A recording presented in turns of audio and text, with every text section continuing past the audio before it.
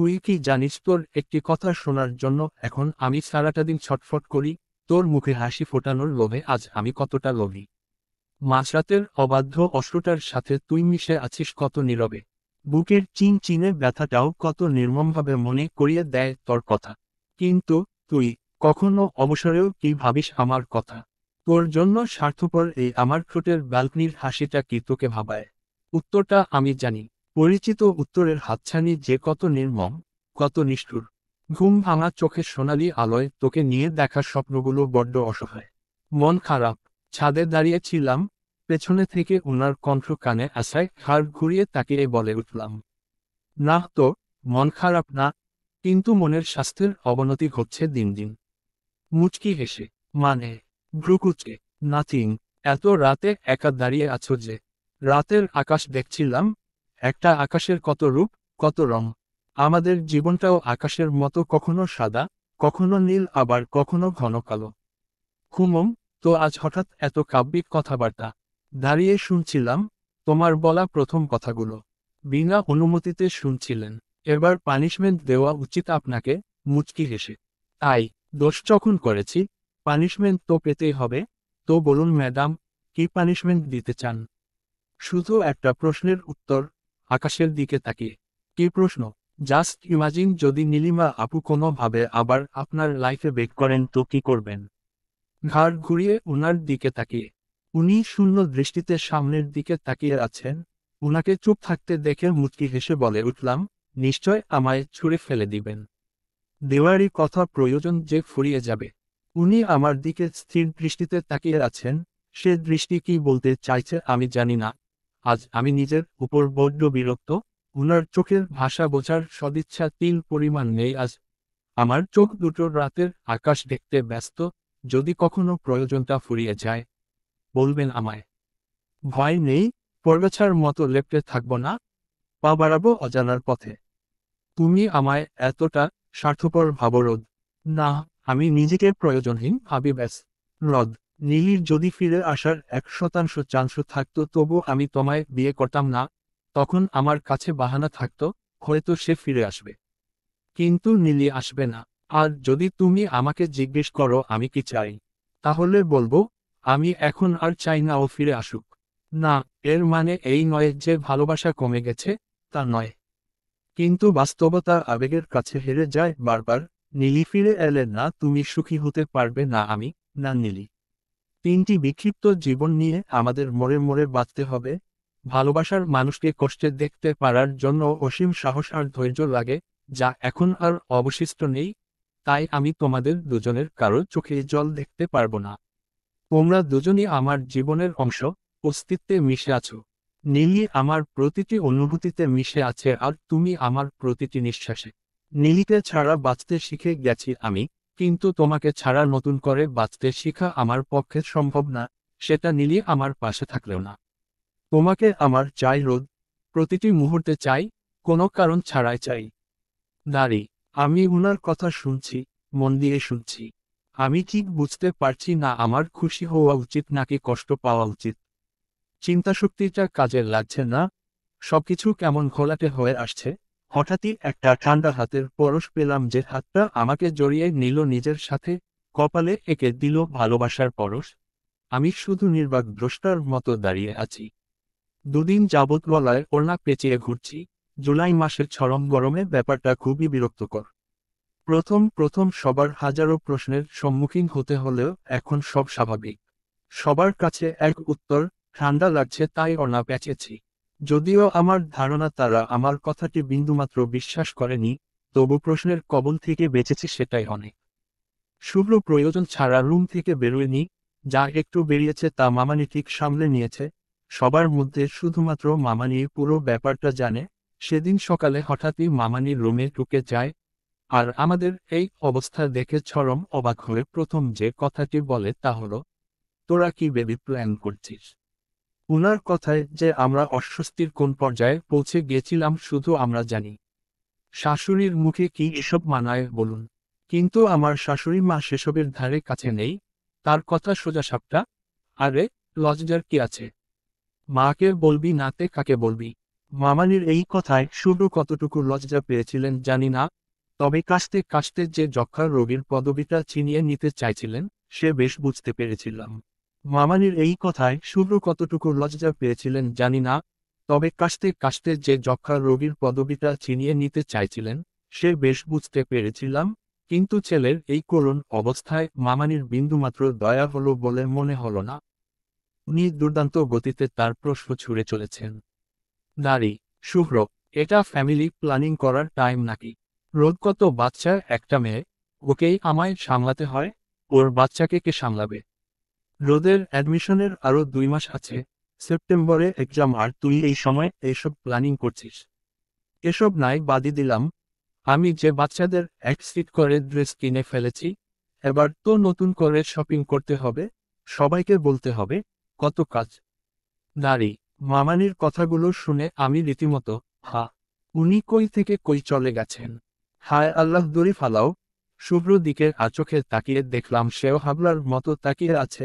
মামানি এক নিঃশ্বাসে কথা বলেই চলেছেন, যাকে বলে ননস্টপ টকিং। নারী, তুই যে মার সেই দিনের বাচ্চা বিষয়ক কথা এত সিরিয়াসলি নিয়ে নিবি আমি ভাবতেই পারিনি। আর রোদ, তুই কিভাবে? নারী, মা, চাপা গলায়। নারী, রোদ তুই কিভাবে প্রশ্রয় দিলি?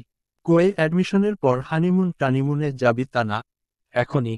নারী, মা প্লিজ জজ। নারী, কি হয়েছে, চেঁচাচ্ছিস কেন?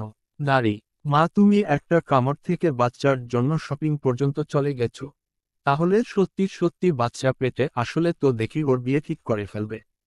নারী, কি বলতে চাচ্ছিস তুই? ভ্রুকুচকে। নারী, মা, এত ফাস্ট না দৌড়াই, একটু স্লো হও। তুমি যে আকাশ পাতাল ভাবছ, তা কিছুই নয়। রোদ আর আমি ঝগড়া করছিলাম, তাই এই কামড়াকামড়ি। নারী, হট তট, তোরা কি বাচ্চা যে কামড়া কামড়ি করিস? অবাক হয়ে। নারী, তোমার বৌমা তো বাচ্চায়, নিরীহ ভঙ্গিতে। নারী, বৌমা বাচ্চা হলেও তুই তো ধামড়া ছেলে, ছি ছি, এসব কি? বউয়ের সাথে ঝগড়া করে কামড়া কামড়ি, মানসম্মান সব ধুলোই মিশিয়ে দিবি দেখছি।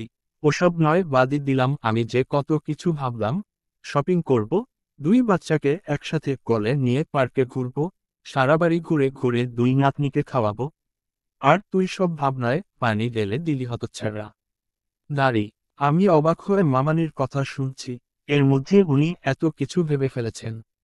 এখন আমারও মনে হচ্ছে উনি সত্যিই বেবি আসার আগেই বেবির বিয়ের ব্যবস্থা করে ফেলবেন। তবে আমাদের কামড়া কামড়ির ব্যাপারটি মামানির জানা থাকায় একদিকে ভালোই হয়েছে, উনি সবার প্রশ্নের হাত থেকে কয়েক দফা বাঁচিয়ে দিয়েছেন। 2 দিন যাবৎ কোচিংয়ে ও যায় না, সারাদিন ঘর বন্ধি হয়ে থাকতে কার ভালো লাগে? ভালোবাসা যেমন ভালো, অতি ভালোবাসা তেমনই খারাপ, যা এখন আমি প্রকটভাবে বুঝতে পারছি। বিছানায় পা উঠিয়ে গাল ফুলিয়ে বসে আছি, সব কিছুই বিরক্তিকর লাগছে, আর এই বিরক্তি চক্রবৃদ্ধি হারে বেড়েই চলেছে। ইচ্ছে করছে কাউকে ইচ্ছে মতো চড়ায়। এটা মন ভালো করার ভালো ট্রিক, বাবা মার সাথে কথা বলতে পারলেও হতো, ভায়া নামক ডাফারটার সাথে কিছুক্ষণ বকবক করলেও মন ভালো হয়ে যাওয়ার চান্স ছিল, কিন্তু আমার কাছে ফোন থাকলে তো। হঠাৎই উনি রুমে ঢুকলেন, আমি এমন একটা ভাব করলাম যেন উনাকে দেখিনি। উনি আমার দিকে তীক্ষ্ণ দৃষ্টিতে তাকিয়ে আছেন। তার মূল কারণ তিনি কয়েকবার আমাকে ডেকেছেন কিন্তু কাঙ্ক্ষিত উত্তর তার মেলেনি। কি সমস্যা, কথা বলছো না কেন? একদম সামনে এসে দাঁড়িয়ে। ইচ্ছে করছে না তাই? ইচ্ছে কেন করছে না? ভ্রুকুচকে, মুড সুইং করছে, ব্যাপক বিরক্ত লাগছে, ঠোঁট উল্টিয়ে। তাই? উনার তাই কথাটা শুনে উনার দিকে চোখে তাকালাম, উনাকে দেখে মনে হচ্ছে আমার মুড সুইংয়ের ব্যাপারটাই উনি চরম খুশি। উনার এমন অবাঞ্ছিত খুশি খুশি ভাব দেখে অটোমেটিক্যালি আমার ভ্রু কুঁচকে গেল। কি ব্যাপার, এত খুশি খুশি লাগছে কেন আপনাকে? ভাবছি তোমাকে নিয়ে ঘুরতে যাব, দেখবে মুড সুইং ভাবটা হাওয়া হয়ে গেছে। আমি উনার দিকে তীক্ষ্ণ দৃষ্টিতে তাকিয়ে আছি, উনার মাথায় কি চলছে তাই বোঝার চেষ্টা। ঝটপট তৈরি হয়ে নাও, আপনার ফোনটা দিবেন প্লিজ। কে নাও? ভ্রুকুচকে, আমার কাছে ফোন নেই, একটা আপনি ভাঙছেন, অন্যটা বাসায় ফেলে আসছি, আম্মুর সাথে কথা বলবো, মুখ ফুলিয়ে। ওহ, ওকে। উনি ফোনটা আমার হাতে দিলেন, খুশি খুশি মনে মনে স্ক্রিনটা অন করতেই স্ক্রিন সোজাসাপটা ভাবে জানিয়ে দিল তার পাসওয়ার্ড চায়, নয়তো সে খুলবে না। ব্যাপারটা সে যত সহজভাবে বলল, আমার মেজাজ তত সহজভাবে নিল বলে মনে হলো না, বিরক্তি আগের থেকে কয়েক ধাপ এগিয়ে গেল। এই সাদা বিলাইকে কি করা যায়? ব্যাটা পাসওয়ার্ড না খুলেই ফোন হাতে তুলে দিল, আহাম্মক একটা। আপনার ফোনের পাসওয়ার্ড কি? উনি ল্যাপটপ দেখছিলেন। আমার কথায় মাথা উঠিয়ে বলে উঠলেন, দাও খুলে দিচ্ছি। না, আপনি বলুন। আমি ইন করছি। আমি বলছি তো দাও, আমি খুলে দিচ্ছি। আমিও তো বলছি আপনি বলুন। কি এমন জিনিস আছে যে পাসওয়ার্ড শুনে নিলে মহাভারত অশুদ্ধ হয়ে যাবে? ব্রুকুচকে। আশ্চর্য, এমন সিম্পল একটা বিষয়ে তুমি জেদ করছো কেন? রাগী গলায়। আশ্চর্য, এমন সিম্পল একটা বিষয়ে আপনি জেদ কেন করছেন? নাকি কারোর সাথে চক্কর চলছে? সন্দেহের দৃষ্টিতে, তাই এত ইনসিকিউর ফিল করছেন? ভ্রু নাচিয়ে, ইউ আর জাস্ট ইম্পসিবল। এত জেদি কেন তুমি? যত সব, ওকে তুমি ইন করো। রাগী গলায়। হ্যাঁ হ্যাঁ বলুন। উচ্ছ্বাস নিয়ে নড়েচড়ে বসে। মায়ের পুচকি। উনার কথাটা শুনেই আমার দৃষ্টি শুরু হলো। পুচকি, ইটস মি। ব্যাপারটা ভাবতেই আমার মুখ হাঁ হয়ে যাওয়ার উপক্রম। আমি খাও মেরে বসে আছি। উনি উঠে এসে ফোনটা হাত থেকে নিয়ে লক খুলে দিয়ে বেরিয়ে গেলেন। যেতে যেতে বলে গেলেন, রেডি হয়ে নাও, আমরা বেরোবো। আমি এখনো চুপচাপ বসে আছি, নিজেই বুঝতে পারছি না আমার ভেতরের অনুভূতিটা আসলে কি। অবাক হয়েছি নাকি খুশি হয়েছি। দুজনেই নদীর পাড়ে দাঁড়িয়ে আছি। এটা সেই জায়গা যেখানে উনি সেন্সলেস হয়ে গিয়েছিলেন। আজও এমন কিছুর প্ল্যান করছেন না তো? আমি উনার দিকে আর চোখে তাকাচ্ছি, কিন্তু উনি আমার দিকে স্থির দৃষ্টিতে তাকিয়ে আছেন। ব্যাপারটা ব্যাপক রহস্যজনক। কি ব্যাপার? এভাবে তাকিয়ে আছেন কেন? ভ্রু কুঁচকে, নদীতে ফেলে টেলে দেওয়ার প্ল্যান করছেন না তো? What nonsense! নদীতে কেন ফেলবো? যেভাবে তাকিয়ে আছেন, সন্দেহ তো লাগবেই। এমন তো নয় যে আমাকে দেখে আপনি মিনিটে 10 বার 12 বার ক্রাশ খাচ্ছেন। আমি তো আবার ক্রাশ খাওয়ার টাইপ না। তো তাকিয়ে কেন আছেন? ভ্রু নাচিয়ে, তোমাকে শাড়ি কে পরতে বলছে? গম্ভীর কণ্ঠে, কে নও? কোথাও কিছু দেখা যাচ্ছে নাকি? I mean everything alright. তাড়াহুড়ো করে, রিল্যাক্স, তোমার সব ঠিক আছে, বাট আমার সব বেঠিক হয়ে গেছে। বাঁকা হাসি দিয়ে। মানে? ভ্রুকুচকে, হাত বেরিয়ে আসতে চাইছে। আসলে কি বলতো রোদ, তোমাকে যতটা ছোট লাগে তুমি ততটা নও। তা তোমায় শাড়ি পরা অবস্থায় দেখলেই বোঝা যায়। উনার তাকানো আর কথায় অবাক হব নাকি অস্বস্তি ফিল করব ঠিক বুঝে উঠতে পারছি না। তাই ভ্রুকুচকে আগের মতোই উনার মুখের দিকে স্থির দৃষ্টি নিক্ষেপ করে দাঁড়িয়ে রইলাম। তোমাকে গোলুমুলু পুচকি টাইপই বেশি ভালো লাগে। এসব শাড়ি টাড়ি পরো না। কেন খারাপ লাগছে দেখতে? মুখ ফুলিয়ে, তুমি আসলে একটা হাদা। আমার কথা যে একটাও তোমার মাথায় ঢুকে নিশ্চয় বেশ বুঝতে পারছি। গাল টেনে দিয়ে। তাহলে বুঝিয়ে বললেই তো হয়। ঠোঁট উল্টে মুখ ফুলিয়ে, বুঝিয়ে বলবো? ওকে বোঝাচ্ছি, শাড়ি পরলে তোমাকে প্রেমে পড়া টাইপ মেয়েদের মতো লাগে। I mean hot and sexy. চোখ টিপে কথাটা বলেই উনি হুহা করে হেসে উঠলেন। আর আমি অবাক চোখে আহাম্মকের মতো দাঁড়িয়ে আছি। উনার কথাটা বুঝতে আমার পুরো 2 মিনিট সময় লাগলো। ব্যাপারটা বুঝতে পেরেই আমার চোখ দুটি বেরিয়ে আসার উপক্রম। ছি, আপনি আমার উপর এসব বাজে ওয়ার্ড ইউজ করছেন? রাগী গলায়। তো, এসব বাজে ওয়ার্ড কিভাবে হলো? এগুলোকে মনের ভাব প্রকাশক শব্দ বলতে পারো। তাছাড়া এগুলো তোমার উপর অ্যাপ্লাই করব না তো কার উপর করব? বন্ধুর বউয়ের উপর অ্যাপ্লাই করব। আমাকে ধুয়ে দেবে? হুহ, ভালোই তো হবে। বিনা খরচে ধুয়ে পরিষ্কার হয়ে যাবেন, মুখ ভেঙে। তুমি, দাঁতে দাঁত চেপে। এনিওয়ে, এখন মন কেমন? কেন আমার মনের আবার কি হলো? বিরক্তি নিয়ে। তুমিই না বললে মড সুইং হচ্ছে। অবাক চোখে। ওহ, বিরক্তিভাবটা এখন একটু কম। মুখ গোমরা করে। চলো একটা কাজ করি, মন ভালো হয়ে যাবে। কি কাজ? ভ্রু কুঁচকে, আরে চলো তো। আর কথায় কথায় ভ্রু কুঁচকাবে না তো? হাত ধরে টেনে উনি আমাকে নদীর পাড়ে এনে দাঁড় করালেন। আমি কিছুই বুঝতে পারছি না উনি কি করতে চাইছেন, কে জানে। ধাক্কা টাক্কা মারবে না তো আবার? চলো পা ভিজাই। আমি আবারও উনার দিকে ভ্রু কুঁচকে তাকালাম। এই যে আবারও ভ্রু কুঁচকাচ্ছ, মানা করেছি না। এখন চলো আমার সাথে। শাড়ি ধরে রাখতে হবে তো? হবে না, ভিজতে দাও। দুজনে অল্প পানিতে পা ভিজিয়ে দাঁড়িয়ে আছি। আমার কাছে ব্যাপারটা পাগলের কারবার ছাড়া আর কিছু মনে হচ্ছে না। আচ্ছা, তোমার কোন গানটা গায়তে ভালো লাগে? আমার দিকে তাকিয়ে। দাঁড়ি ইউ মিন ফেভারিট সং? না, ফেভারিট সং না। এমন কিছু গান আছে যা তোমার প্রিয় গান বলা যায় না, তবে গলা ছেড়ে গাইতে ভালো লাগে, এমন টাইপ। মনে পড়ছে না। করুণ চোখে। মনে করো, গম্ভীর মুখে। ইচ্ছেটাকে দিলাম ছুটি আসবে না ফিরে, এই গানটা গাইতে বেশ ভালো লাগে। তাহলে গাও।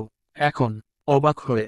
খুমম, আমাকে শোনানোর জন্য নয়, নিজের জন্য গাও, গলা ছেড়ে গাও, আশেপাশে কেউ নেই, কেউ শুনবে না। কিন্তু গাও বলছি, ধমক দিয়ে।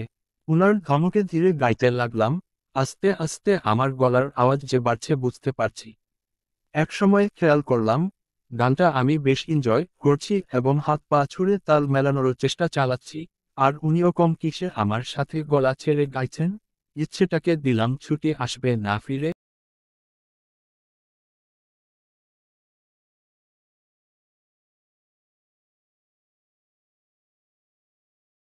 মন চাই মন চাই। দুজনেই বেশ কিছুক্ষণ লাফালাফি করে টায়ার্ড হয়ে ঘাসের উপর বসে পড়লাম। মনটা সত্যিই ফ্রেশ লাগছে। শাড়ি ভিজে একাকার, কিন্তু তত খারাপ লাগছে না। গরমের দিনে ভেজা কাপড় তেমন সমস্যা করে না। হঠাৎই উনি উঠে গাড়ির দিকে হাঁটা দিলেন। কোথায় যাচ্ছেন জিজ্ঞেস করায় বললেন, এখনই আসছি। প্রায় মিনিট 10 পর উনি ফিরলেন, হাতে মাঝারি সাইজ আইসক্রিম বক্স। আমার পাশে বসতে বসতে বলে উঠলেন, কি চাই? আমি মুচকি হাসলাম মাত্র। সন্ধ্যা হবে হবে ভাব। প্রকৃতি ঘন অন্ধকারকে বরণ করে নেওয়ার প্রস্তুতি নিতে ব্যস্ত। আকাশটাও লাল রঙে সেজেছে অন্ধকারে হারিয়ে যাওয়ার লোভে। আমিও সেজেছি এক অজানা অনুভূতিতে। শুভ্র, আমি পাশাপাশি দাঁড়িয়ে আছি, দুজনের চোখেই মুগ্ধতা। হঠাৎই উনি বল উঠলেন, রদ। ভালোবাসি। উনার বলা ভালোবাসি শব্দটা কানে বাজছিল বারবার। এটা কি আমার শোনার ভুল, নাকি বোঝার ভুল, নাকি বাস্তবতা? অবাক চোখে উনার চোখে তাকালাম, চোখে একগাদা প্রশ্ন। উনি আমাকে উঁচু করে তুলে গাড়ির ডিকির উপর বসিয়ে দিলেন, স্থির দৃষ্টিতে তাকিয়ে বলে উঠলেন, অবশেষে অ্যাডমিশন টেস্টটা শেষ হলো, অসম্ভব রকম মানসিক চাপ থেকে বেঁচে গেলাম। এই কয়দিন শুভ্র আমাকে মারাত্মক পরিমাণে জ্বালিয়েছে। এই তো সেদিন রাতে পড়ছিলাম, হঠাৎ উনি সামনে এসে দাঁড়ালেন, ট্রে হাতে নির্ভীকভাবে দাঁড়িয়ে আছেন। আমি চোখ তুলে তাকাতেই পাশে বসে পড়লেন, গম্ভীর গলায় হুকুম ছাড়লেন, হা করো। আমি ভ্রু কুঁচকে বলে উঠলাম, মানে? মানে বুঝো না? Open your mouth. কিন্তু কেন? কেন মানে? এসব খাবে তাই? নাও, হা করো। কয়টা বাজে? রাগী গলায়। 1:05। এই মাঝরাতে কেউ ভাত খায়? উনি আমার কথা শুনে সাথে সাথেই ভাতের প্লেটটা রেখে অন্য একটা প্লেট নিলেন। এবার হা করো। এসব কি? ফ্রুটস, যা তুমি এখন খাবে? আপনি কি পাগল নাকি? আমি খাবো না এখন, জানতো। খেতে তো তোমাকে হবেই। বুঝছো, এই সময় তোমাকে বেশি মুখস্থ করতে হবে, আর তার জন্য বেশি বেশি খেতে হবে। শুনো, তোমাকে কিন্তু আমাদের ভার্সিটিতেই চান্স পেতে হবে। একই কষ্ট। কেন? এত দরকার কিসের? তাছাড়া সেটার জন্য আমাকে এক্সট্রা খাওয়াতে হবে না। আমি নিজেও চাই যেন আমার ঢাকা ইউনিভার্সিটিতে চান্স হয়। কিন্তু আপনার এত ব্যাকুলতার কারণ কি? ভ্রু নাচিয়ে। তোমাকে অন্য ভার্সিটিতে দিয়ে আমি শান্তিতে থাকতে পারবো নাকি? টেনশনে মরে যাব। আমাদের ভার্সিটি হলে তোমার সব আপডেট আমার কাছে পৌঁছে যাবে। সো প্লিজ সোনা, বেশি বেশি খাও আর পড়ো, করুণ স্বরে। কিন্তু শুভ্র ইচ্ছে পূরণ হয়নি। ঢাকা ইউনিভার্সিটিতে চান্স পাওয়া হয়ে ওঠেনি আমার। জাহাঙ্গীরনগর ইউনিভার্সিটিতে ভর্তি হয়েছি। এ নিয়ে বেচারা 3 দিন যাবৎ মুখ ফুলিয়ে বসেছিল। তার নাকি এখনই হাত ফেটে যাচ্ছে টেনশনে। আপুর এখন 6 মাস চলছে। কেমন একটা গোলুমুলু ভাব চলে আসছে আপুর মধ্যে। খুব কিউট লাগে দেখতে। আপুকে দেখে মাঝে মাঝে আমারও কনসিভ করতে ইচ্ছে করে। কত কিউট একটা অনুভূতি হবে সেটা ভাবতেই অন্যরকম অনুভূতিতে ছেয়ে যায় মন। কিন্তু শুভ্রকে বুঝিয়ে লাভ নেই। তার মাথায় তা কিছুতেই ঢুকবে না। প্রথমবার আমার কাছাকাছি আসার পরই উনি আমার হাতে একটা প্যাকেট ধরিয়ে দিয়েছিলেন, যা দেখে আমি বুঝে গেছি উনি উনার ডিসিশনে অবিচল। কিন্তু আমার মারাত্মক ধরনের কাজটা করতে ইচ্ছে করছে খুব। উনার ডিসিশনকে ওভারটেক করার মতো মারাত্মক কাজ। আজ 3 দিন আমি জানতে পেরেছি যে আমি প্রেগনেন্ট। অসম্ভব রকম ভালো লাগার সাথে চাপা ভয় জেঁকে ধরেছে আমায়। আর ভয়টা হলো শুভ্র। এতদিনে এটুকু আমার বোঝা হয়ে গেছে, উনি আমার জীবনের সাথে তিল পরিমাণ রিস্কও নিতে চান না। আমাকে হারানোর ভয় তার মধ্যে প্রকট। এই কথাটা বলার পর উনার কি রিয়েকশন হবে ভাবতেই গা শিউরে উঠছে। দুদিন যাবৎ উনাকে বলার চেষ্টা চালিয়ে যাচ্ছি কিন্তু বাদ সাধছে গলা, কিছু বলতে গেলেই গলা শুকিয়ে কাঠ হয়ে আসছে, সমস্ত কথাগুলোকে শুষে নিচ্ছে অন্ধকার গহ্বরে। বাড়ির সবার মধ্যে খুশি খুশি ভাব, মাত্র 2 মাসের মাথায় আমাদের জীবনের সাথে একটি নতুন জীবনের পথচলা শুরু হতে যাচ্ছে। শুভ্র ও উৎসাহের সীমা নেই, সে চাচ্চু হবে, ছোট ছোট হাতে কেউ তাকে জড়িয়ে ধরবে তা ভাবতেই নাকি তার শরীর শিউরে উঠছে। সবার আনন্দের মাঝে আমার আনন্দটাই চাপা পড়েছে হাজারো টেনশনের চাপাচাপিতা। আমার বিষয়টা কাউকে জানায়নি, যেখানে স্বামীকে জানাতে পারিনি সেখানে অন্য কাউকে কিভাবে জানাবো। কাল আপু চট্টগ্রাম থেকে চলে এসেছে, কিন্তু ওকেও বলতে পারিনি, আসলে বলার সুযোগই হয়ে ওঠেনি। মা হওয়ার অদম্য ইচ্ছেটাকে পূরণ করতেই এত বড় ভয়ানক ডিসিশন নেওয়া, কিন্তু আজ যখন সেই অনুভূতিটা আমার কাছে প্রকট তখনই সাহসগুলো যেন উড়ে গিয়েছে। দুপুরে আপুর সাথে বসে গল্প করছিলাম, হঠাৎই শুভ্র এসে টেনে হিচড়ে রুমে নিয়ে গেল। উনার চোখ মুখ অসম্ভব রকম লাল। উনার এই অগ্নিরূপ আমি আগে কখনো দেখিনি, ভয়ে আমার কলিজা শুকিয়ে যাওয়ার উপক্রম।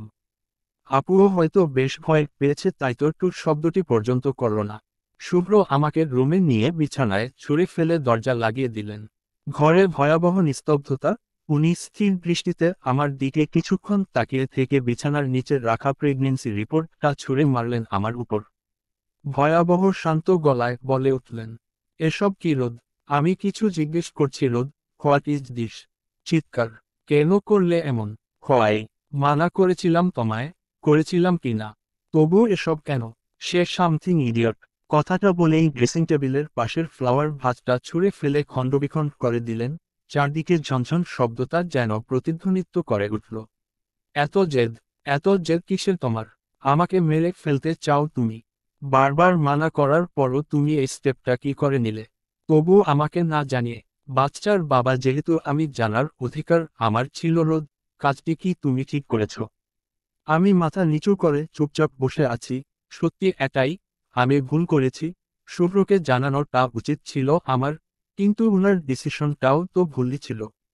উনি হঠাৎই আমার 2 বাহু চেপে ধরে দাঁতে দাঁতে চেপে বলে উঠল, রদ, প্রতিশোধ নিচ্ছ আমার থেকে? তোমার সাথে রোড বিহেভ করার প্রতিশোধ? তাহলে সেই প্রতিশোধে নিজের জীবন কেন জড়াচ্ছ? আমাকে মারো, আমার সাথে যা ইচ্ছে তা করো, কিন্তু নিজের সাথে কেন? তোমার কোনো ধারণা আছে কতটা টেনশনে থাকি আমি তোমায় নিয়ে? আর আজ তো তুমি সেই টেনশন আরো কয়েকগুণ বাড়িয়ে দিলে। এভাবে তিলে তিলে মারার চেয়ে একবারে মেরে ফেলো আমায় রোদ। আমি চুপচাপ শুনে যাচ্ছি, বুকটা দুমড়ে মুচড়ে যাচ্ছে। উনার কথার প্রত্যুত্তরে কিছু বলার সাহস আজ আর নেই। এতক্ষণে দরজার ওপাশে বাড়ির সবাই এসে দাঁড়িয়েছে। সবার কণ্ঠে উদ্বেগ স্পষ্ট, তার সাথে দরজা খোলার আকুতি। শুভ্র যেন আরো ভড়কে গেল, দরজার পাশে দাঁড়িয়ে চেঁচাতে লাগলো আর ক্রমাগত লাথি দিতে লাগলো। জাস্ট গো ফর্ম হেয়ার, যাও এখান থেকে, আমাদের মধ্যে আসার চেষ্টাও করবে না, go to hell all of you. কথাটা বলেই পাশের সোফায় জোরে লাথি দিয়ে দিলেন, সোফা মুহূর্তেই উল্টে পড়ল। ভয়ে আমার শরীর কাঁপছে থরথর করে, যেন শরীরের মধ্যে ভূমিকম্প বয়ে যাচ্ছে। উনি আমাকে টেনে বিছানা থেকে নামিয়ে সোজা করে দাঁড় করালেন। উনার রাগ এখন আকাশচুম্বী। আমার হাত দুটো শক্ত করে চেপে ধরে বলে উঠলেন, বাচ্চা, বাচ্চা, বাচ্চা। আমার থেকে তোর কাছে এই বাচ্চা বেশি বড় হলো। কি আছে এই বাচ্চায়, যে আমার এত অনুরোধ, এত আদেশও তার কাছে ব্যর্থ হলো? কি হলো কথা বল, ভালোবাসি তোকে। আমার ভালোবাসাটা কেন বুঝিস না তুই? এত করে বললাম, পারবো না তোকে হারাতে, মরে যাব আমি। কিন্তু না, সেটা বুঝার ক্ষমতা তোর নেই। শুনে রাখো, আই জাস্ট ওয়ান্ট ইউ, শুধু তোকে চাই, আমার, শুধু এবং শুধুই তোকে। যে বাচ্চাটা এখনো আসেনি আমার জীবনে তাকে তো চাই না, আর তোমার বিনিময়ে তো কখনোই না। চিৎকার করে দাঁড়ি। উনার চিৎকার, দরজার বাইরের সবার চেঁচামেচি, আর শরীরের দুর্বলতায় যেন চোখের সামনে সবকিছু অন্ধকার দেখাচ্ছিল। অনেক চেষ্টা করেও দাঁড়িয়ে থাকতে না পেরে উনার বুকে ঢলে পড়লাম। তারপর কি হয়েছিল জানি না। যখন চোখ খুলি তখন আমি বিছানায়। আমার হাতটা শক্ত করে ধরে বসে আছে শুভ্র, চোখ মুখ লাল, বিশেষ করে ফর্সা নাকটা টুকটুকে লাল হয়ে আছে। বুঝাই যাচ্ছে কান্না করেছেন। লোকটা আসলেই পাগল, এইটুকুর জন্য কান্না করা লাগে বুঝি। চারপাশে তাকিয়ে দেখলাম, মামা, মামানি, আপু, ভাইয়া সবাই আছে, এমনকি বাবা মাও এক কোনায় দাঁড়িয়ে আছে। সবার চোখ মুখে খুশি খুশি ভাব, শুধু শুভ্র ছাড়া। আমি বুঝতে পারছি তার মনটা হাজারো ভয় চুপসে আছে। প্রিয়জনকে হারানোর ভয়। আমাকে চোখ খুলতে দেখেই একে একে সবাই এসে আমাকে জড়িয়ে ধরে কনগ্রাচুলেশন জানালো। বাবা মা তো খুব খুশি, তার দুই মেয়েই মা হতে চলেছে। মামানির খুশি দেখার মতো, সে রীতিমতো লিস্ট তৈরি করতে বসে গেছে। দুই বাবু আসবে, কত অ্যারেঞ্জমেন্ট। সবাই যে শুভ্রকে এক দফা বকাবকি করেছে তা বেশ বুঝতে পারছি। সবাই রুম থেকে চলে গেলে শুভ্র মুখ খুলল। সরি পুচকি, আমস তো সরি, ধরা গলায়। কেন সরি কেন? তোমার সাথে কত বাজে ভাবে কথা বললাম, আসলে এতটা রেগে গিয়েছিলাম যে কিছু মাথায় আসছিল না।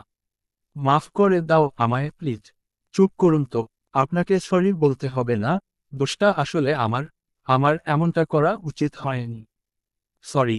এই পিচ্চি, তুমি জানো না তোমার ব্যাপারে আমি কতটা ভীতু, তবু এমনটা কেন করলে? আজ থেকে ঘুম খাওয়া সব হারাম হয়ে গেল আমার। আমি চুপচাপ উনার চোখের দিকে তাকিয়ে আছি। এই চোখে আমার জন্য অপরিসীম ভালোবাসা। এই ভালোবাসায় মরে গিয়েও শান্তি।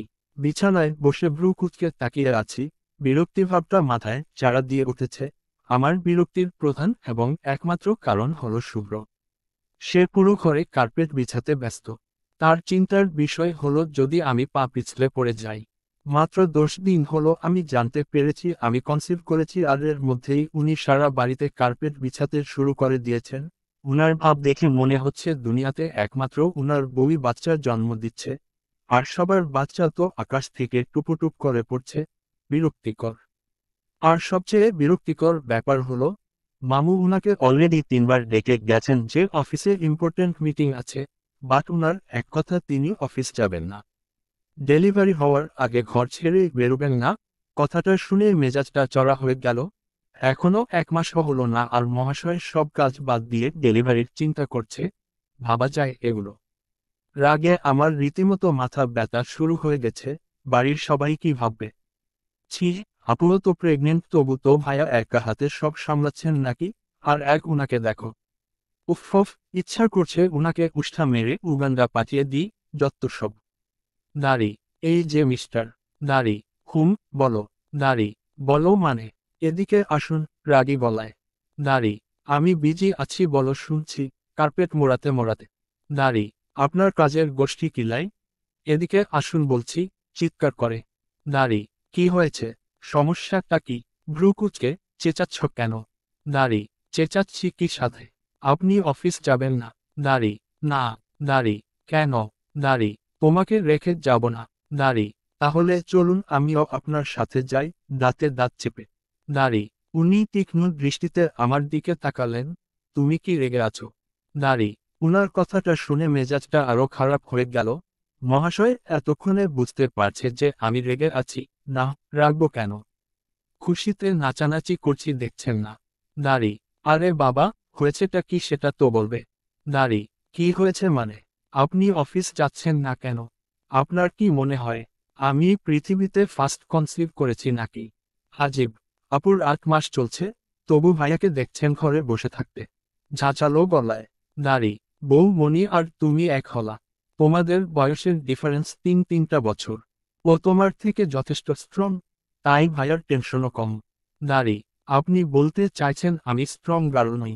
ভ্রুকুচকে রাগী বলায়। দাড়ি। না, আমি বলছি যে। দাড়ি। হ্যাঁ, কি বলছেন তাই শুনতে চাইছি।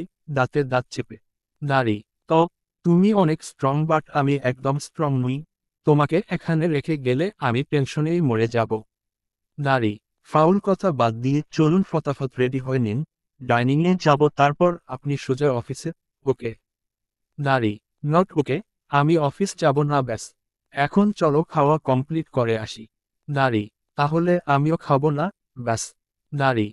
রদ, অলওয়েজ তোমার এসব জেদ ভালো লাগে না? রাগী বলায়। দাড়ি। আমি খাবো না মানে খাবো না। দাড়ি। ওকে ফাইন, যাব অফিসে, এখন উঠো। দাঁতে দাঁত চেপে। দাড়ি। সত্যি? উফ, আপনি কত ভালো। দাড়ি। মম, আই নো আমি ভালো। দাড়ি।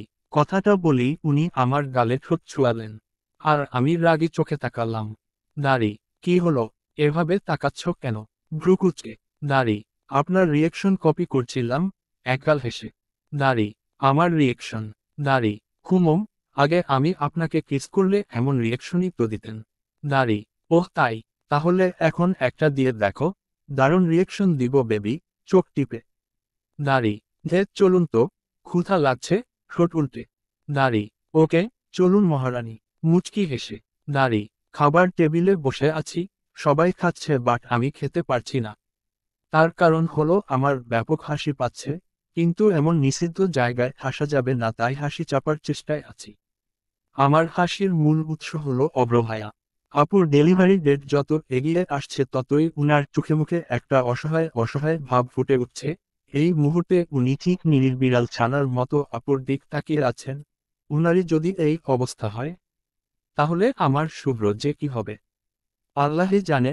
আপু খাওয়ার মাঝপথে একটু নড়েচড়ে বসতেই ভাইয়া যেন চমকে উঠলেন, কণ্ঠস্বর খাদে নামিয়ে বলতে শুরু করলেন, ঠিক আছো? পেট ব্যথা করছে, খেতে সমস্যা হচ্ছে, বমি পাচ্ছে, এমন হাজারো প্রশ্নের স্তূপ। আর আপু বিরক্তি নিয়ে ওনার দিকে তাকিয়ে আছেন। আপুর চাহনি দেখেই বোঝা যাচ্ছে উনি এই কাজটা ইতোপূর্বে বেশ কয়েকবার করে ফেলেছেন। ব্যাপারটা আমি বেশ এনজয় করছি, শান্তি শান্তিও লাগছে। বাহ, আমার মতো আপু দেখি, অতি ভালোবাসা নামক প্যারায় আক্রান্ত, যদিও শুভ্রটা একটু বাড়াবাড়ি। আমার আরো হাসি পেল যখন মামু বলল, অব্র, শুভ্র, লেটস গো বয়েজ। কথাটা শোনার সাথে সাথেই দুজনের মুখে রাজ্যের অসহায়ত্ব ফুটে উঠল। অব্র ভায়া আপুর দিকে অসহায় দৃষ্টিতে তাকিয়ে আছে, আর আপু নির্বিকার ভঙ্গিতে খেয়ে চলেছে। শুভ্র দিকে তাকিয়ে দেখলাম সেও আমার দিকে তাকিয়ে রয়েছে, কিন্তু আমি সেদিকে পাত্তা না দিয়ে আপু আর ভাইয়ার কাণ্ড দেখতে ব্যস্ত হয়ে পড়লাম। ওদের দুজনের উঠার নাম গন্ধ না দেখে মামাও অসহায় চোখে মামানির দিকে তাকালেন, যার অর্থ এই, তোমার ছেলেরা বউ পাগলা হয়ে গেছে, এদের কিছু করো, এই বুড়ো বয়সে একা অফিস করতে পারবো না আমি। কিন্তু মামুর এই অসহায় দৃষ্টি মামানির কাছে কোনো পাত্তা পেল বলে মনে হচ্ছে না। উনি খুব মনোযোগ দিয়ে চায়ের কাপে চুমুক দিয়ে চলেছেন। এদের অবস্থা দেখে আমার ইচ্ছে হচ্ছিল গড়াগড়ি দিয়ে হাসি, বাট উপায় নেই দেখে চেপে গেলাম। অবশেষে তিনজনই অফিসের জন্য পা বাড়ালাম। আলহামদুলিল্লাহ। বিছানায় হেলান দিয়ে বসে বেবির কথা ভাবছি। মাত্র 10 মাসে আমার লাইফটা কতটা বদলে গিয়েছে ভাবতেই অবাক লাগে। 10টা মাস আগেও রাতে হঠাৎ ঘুম ভেঙে গেলে পুরো বাসায় মাথায় করে ফেলতাম, সবাইকে ঘুম থেকে জাগিয়ে বাবা মার মাঝখানে গিয়ে বসে থাকতাম। আর এখন আমার নিজেরই এমন একটা পুচকু হবে, ইসস ভাবা যায়। কার মতো হবে ও? আমার মতো? বাপরে, তাহলে নিশ্চয় হাড় জ্বালিয়ে খাবে। তার চেয়ে বরং উনার মতো হওয়ায় ভালো, একদম শান্তশিষ্ট। দরজায় শব্দ হওয়ায় ফিরে তাকালাম। উনি ফিরেছেন। ঘড়ির দিকে তাকিয়ে দেখলাম রাত 11টা বাজে। সারাটা দিনে উনি যে কতবার কল করেছেন তার ইয়াত্তা নেই। উনাকে দেখেই বোঝা যাচ্ছে খুব টায়ার্ড। আমাকে দেখেই শুকনো হাসি দিয়ে কপালে ঠোঁট ছুঁয়ে ওয়াশরুমে ঢুকে গেলেন। আমার চোখ দুটো ওয়াশরুমের দরজায় স্থির, কখন বেরোবেন আর আমি দেখব। সারাটা দিন খুব মিস করেছি উনাকে। কিছুক্ষণ পরই উনি বেরিয়ে এলেন। ব্লু টি শার্ট আর অ্যাশ কালারের 3/4 প্যান্ট পরেছেন উনি। উনার পায়ের লোমগুলো মারাত্মক লাগছে। এলোমেলো চুল আর হাজারো ক্লান্তি নিয়ে আমার দিকে তাকিয়ে মৃদু হাসলেন। আমি হাতের ইশারায় ওনাকে কাছে ডাকলাম আর উনিও বাচ্চাদের মতো হেলে দুলে আমার কাছে এসে বসলেন। দাড়ি। কি? ভ্রু নাচিয়ে। দাড়ি। আমি সোজা হয়ে বসে আমার কোল ইশারা করে বললাম, শুয়ে পড়ুন। উনি অবাক চোখে কিছুক্ষণ তাকিয়ে থেকে মুচকি হেসে শুয়ে পড়লেন। কোলে মাথা রেখেই হাতে কোমর জড়িয়ে ধরে পেটে ঠোঁট রেখেই বলে উঠলেন, দাড়ি, প্রিন্সেস, মাম্মামকে একদম ব্যথা দিবে না। ইউনো না, গুড গার্লরা কখনো কাউকে হার্ট করে না। আর মাম্মামকে তো কখনোই না। And I know my princess is a good girl, right? So be quiet, otherwise বাবাই তোমাকে একদম কোলে নিবে না, আর আদরও করবে না। Got it? দাড়ি। আপনি এত সিউরিটির সাথে কিভাবে বলছেন ও মেয়ে? ছেলেও তো হতে পারে। দাড়ি। না, মেয়ে হবে। দাড়ি। বাহবা, এত কনফিডেন্স। দাড়ি।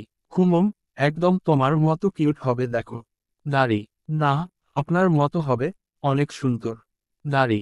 উহুম, বেবির সুন্দর হওয়াটা ইম্পর্টেন্ট না, কিউট হওয়াটাই বেশি ইম্পর্ট্যান্ট। দাড়ি, পার্থক্য কি হলো? ভ্রুকুচকে। দাড়ি, পার্থক্য আছে রোদপাখি, আছে। অনেকে দেখবে সুন্দর হলেও তাদের জন্য কিউট ওয়ার্ডটা সুইটেবল মনে হয় না, আবার অনেক ক্ষেত্রে দেখবে তেমন সুন্দর না হলেও দেখেই বলতে ইচ্ছে করে, বাহ খুব কিউট তো। বুঝতে পারছো ডিস্টেন্সটা? নাক টেনে। দাড়ি, ঘুমন বুঝলাম, এবার আপনি ঘুমন তো। দাড়ি, আমার কথায় উনি মুচকি হেসে চোখ বন্ধ করে নিলেন। আমি উনার চুলে হাত বুলিয়ে চলেছি, চোখ বন্ধ করা অবস্থায়ও উনাকে কি সুন্দর লাগছে। ইসস কি সুন্দর করে ঘুমাতে পারেন উনি। ভাবতে ভাবতেই উনার চোখে ঠোঁট ছুঁয়ে দিলাম। আর সাথে সাথেই উনি চোখ মেলে তাকালেন।